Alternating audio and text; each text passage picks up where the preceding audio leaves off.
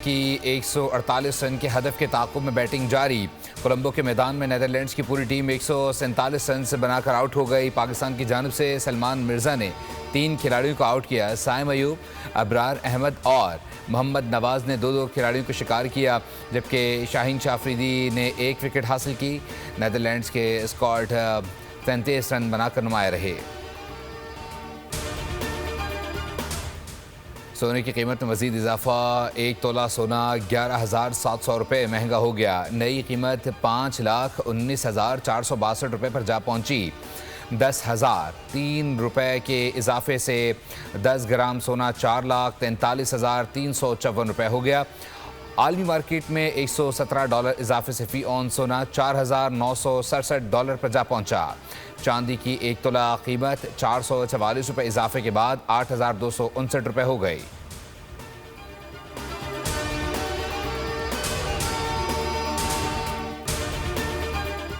पेशावर में थाना शाहपुर के हदूद में रिश्ते के तनाज़े पर फायरिंग। लड़की के भाइयों ने नौजवान को कत्ल कर दिया।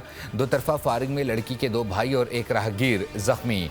मकतूल पहले से शादीशुदा था। लड़की के घर के बाहर गाड़ी खड़ी करके रास्ता बंद कर दिया था। लड़की के घर के सामने ही तसादुम हुआ।